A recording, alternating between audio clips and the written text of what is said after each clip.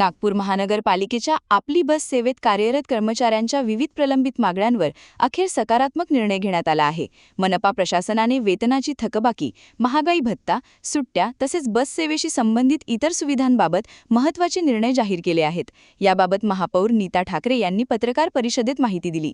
महापौरांनी सांगितले की 24 डिसेंबरपासून थकीत असलेले वेतन, पेड हॉलिडे, 2 गणवेश, आरोग्य विभागाशी संबंधित सुविधा आदी मागण्या मंजूर करण्यात आल्या आहेत। यामुळे आपली बस सेवेत कार्यरत चालक, वाहक आणि इतर कर्मचाऱ्यांना मोठा दिलासा मिळणार आहे।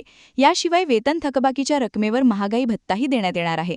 जुलै, तिसरी आणि डिसेंबर अशा टप्प्याटप्प्याने थकीत रक्कम कर्मचाऱ्यांच्या खात्यात जमा केली जाणार असून त्यावर 8.99% आणि त्यानंतर 3.59% महागाई भत्ता लागू करण्यात येणार आहे। त्यामुळे प्रत्येक कर्मचाऱ्याला किमान 1 लाख रुपयांपर्यंत लाभ मिळण्याची शक्यता आहे। मनपाने आणखी एक महत्त्वाचा निर्णय घेत 450 बस अर्धा दिवस बंद राहिल्यामुळे प्रवाशांना झालेल्या गैरसोयीबद्दल ऑपरेटरकडून दंड वसूल करण्याचे आदेश दिले आहेत। परिवहन विभागाने संबंधित ऑपरेटरला याबाबत पत्रही पाठवले असून विभागीय अधिकाऱ्यांनी कारवाई सुरू केली आहे। तसेच सर्व चालकांना महिन्याला किमान 22 दिवस काम मिळेल याची खात्री करण्यात येणार आहे। साप्ताहिक सुट्टीच्या दिवशी काम करणाऱ्या कर्मचाऱ्यांना पेड हॉलिडेचा लाभ देण्यात येणार असून त्या दिवसाचे दुहेरी वेतनही दिले जाणार आहे। जे परिवहन म्हणजे आपली बस चालवते, आपल्या शहरामध्ये जी बस सेवा देते, त्या अनुषंगाने एक बैठक माननीय भारतीय मजदूर संघाचे पदाधिकारी नागेशजी सहारे, जटिलवारजी आणि प्रवीणजी दटके माननीय आमदार यांनी घेतली होती। या बसचे जे काही कर्मचारी आहेत त्या सर्व कर्मचाऱ्यांच्या मागण्यांच्या संदर्भात ती बैठक होती।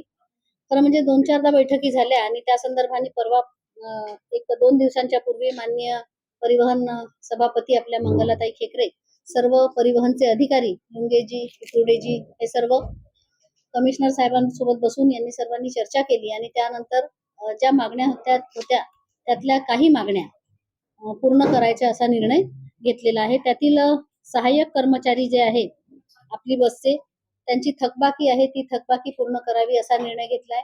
त्याचा थोडाफार भार महानगरपालिकेवर पडतोय, पण तरी सुद्धा आपले कर्मचारी यांना त्यांनी तो निर्णय घेतलेला आहे।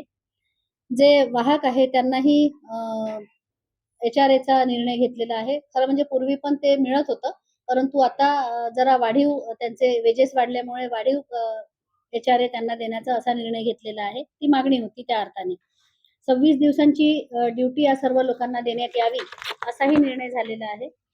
सर्व कर्मचाऱ्यांना गणवेश देणं तसंही खरं म्हणजे कंपल्सरी होतं, पण ती पूर्तता बरोबर होत नव्हती आणि या बैठकीमध्ये निर्णय असा घेण्यात आला की या कर्मचाऱ्यांना वर्षातून 2 म्हणजे सुरुवातीला 1 आणि मध्यंतरी 1 अशा प्रकारे 2 चांगले गणवेश देण्याचा हा निर्णय पूर्ण झालाय।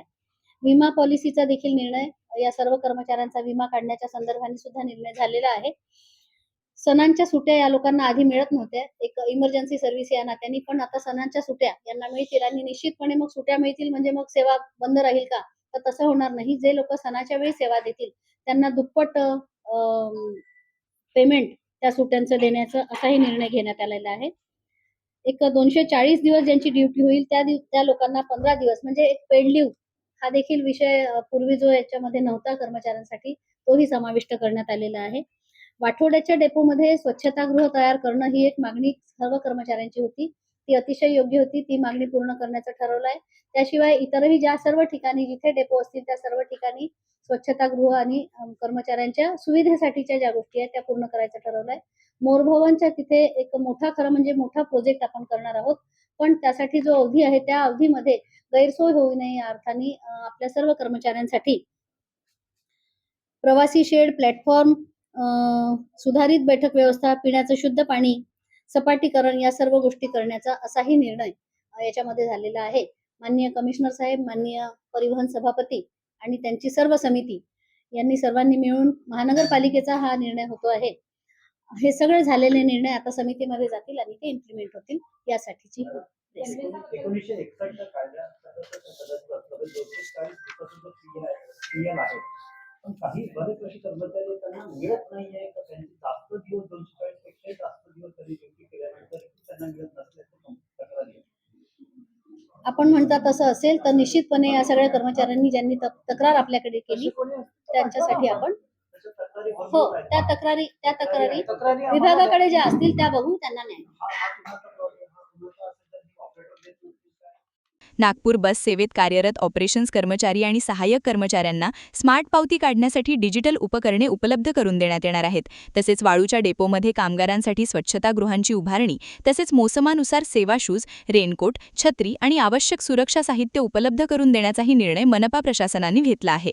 दरम्यान परिवहन विभागातील कर्मचाऱ्यांसाठी वेळोवेळी आंदोलन करणाऱ्या नागपूर मनपा सफाई कर्मचारी संघटनेच्या प्रतिनिधींना या बैठकीत सहभागी करून घेण्यात आले नाही.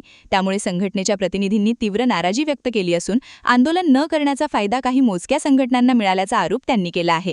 कॅमेरामॅन सचिनसह सन्नी भोंगाडे, शंखनाद न्यूज, नागपूर.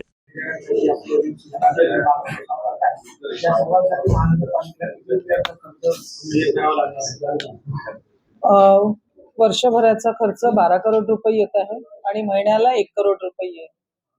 तर हा भुर्दंड आहे, पण या सर्व गोष्टी करणं सुद्धा तेवढंच गरजेचं आहे.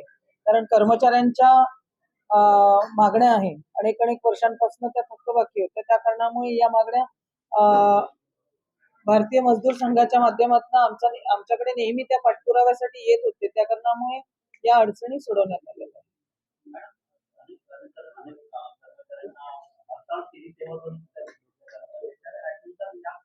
केव्हा हडताळ केली? ती ती ती हडताळ याच्यासाठी होती, आंदोलन याच्यासाठी होतं की त्यांचा पगार महिन्याला 15 तारखेला झाला, त्या कारणामुळे त्यांचा प्रॉब्लेम झाला. तो काही विषय नव्हता.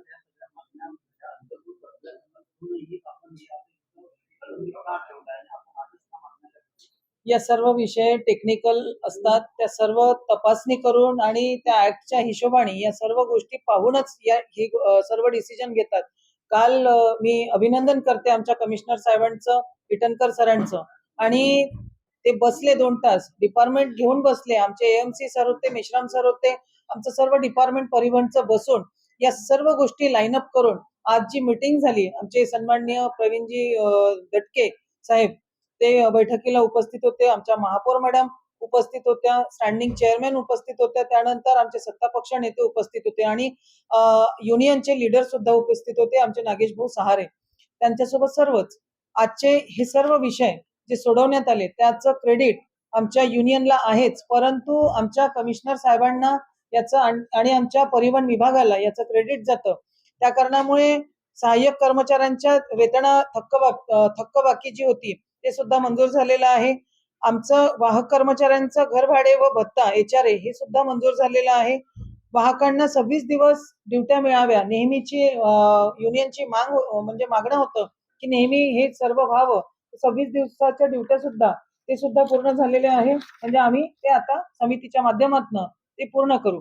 दुसरा विषय, सर्व कर्मचाऱ्यांना 2 गणवेश मिळावे, हे सुद्धा आम्ही या मीटिंगमध्ये ते निर्णय घेतलेला आहे की 2 गणवेश पहिल्या म्हणजे जानेवारी फेब्रुवारीच्या त्या दिवसाला 1 गणवेश आणि मध्यंतरी 1 गणवेश द्यावा. सर्व कर्मचाऱ्यांचा विमा ते सुद्धा आज या बैठकीमध्ये मान्यता मिळाली. सणाच्या सुट्ट्या ज्या 2 असतात, म्हणजे ज्या काही वर्षभरात सणाच्या सुट्ट्या येतात त्या सणांच्या सुट्ट्या सुद्धा त्यांना देण्यात याव्या. आणि वर्षभर PL जो असतो ज्यांचा, तो सुद्धा 240 ज्यांचा आहे त्यांनाच ते PL देण्यात येईल, असं सुद्धा आजच्या बैठकीत ते झालेलं आहे. कारण ऍक्टमध्ये जे लिहिलेलं आहे त्याच हिशोबाने आमचं डिपार्टमेंट काम करेल.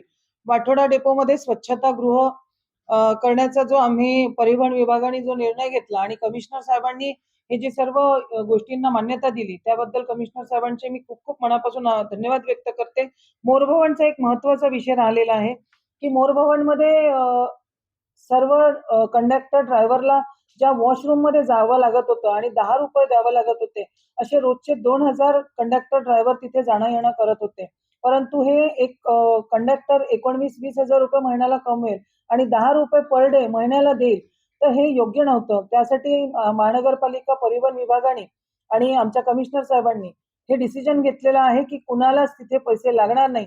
त्याचं जे काही भाडं येतं ते आम्ही परिवहन विभागाकडनं ते देणार आहे. त्याच्यासाठी सुद्धा हे परिवहन विभागाच्या माध्यमातून समितीमध्ये हा विषय जाईल, तिथे मंजूर होईल आणि त्या हिशोबाने ते सर्व पूर्ण होईल.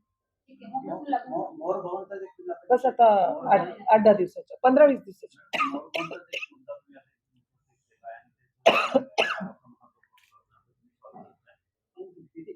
बसेस आजपर्यंत नाही का, ते जुन्याच बसेस इलेक्ट्रिक बसेस असतात ना तिथे, आम्ही चार्जिंग स्टेशन आहे तिथे 10 मोरभवनला. मोर भवनच्या बस डेपोला इलेक्ट्रिक बसेस नाहीये. मोरभवनला इलेक्ट्रिक बसेस नाहीये.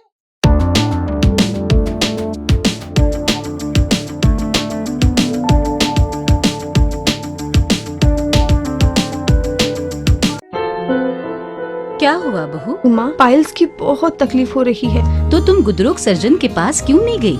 देखो, जैसे हार्ट के लिए हार्ट स्पेशलिस्ट, ब्रेन के लिए ब्रेन स्पेशलिस्ट, तो पाइल्स के लिए पाइल्स स्पेशलिस्ट क्यों नहीं? स्त्री हो या पुरुष, टॉयलेट में तकलीफ केवल पाइल्स ही नहीं, और भी कई प्रकार के गुदरोग तथा कैंसर भी हो सकता है। इसीलिए इसकी प्रत्यक्ष जांच जरूरी है। ठीक है माँ, पर जांच के लिए हम जाएंगे कहाँ? वही काले आयुर्वेदिक पाइल्स हॉस्पिटल में। लेकिन माँ, प्रेगनेंसी में पाइल्स की दवाइयाँ। प्रेगनेंसी में आयुर्वेदिक दवाइयाँ सुरक्षित होती है। जनहित में जारी काड़े आयुर्वेदिक पाइल्स हॉस्पिटल, औषधि चिकित्सा तथा सर्जरी ट्रीटमेंट उपलब्ध। हमारा पता उमरेड रोड, दिघौरी बस स्टॉप के पास, नागपुर। अधिक जानकारी के लिए वेबसाइट पर जाएं kadepailshhospital.com।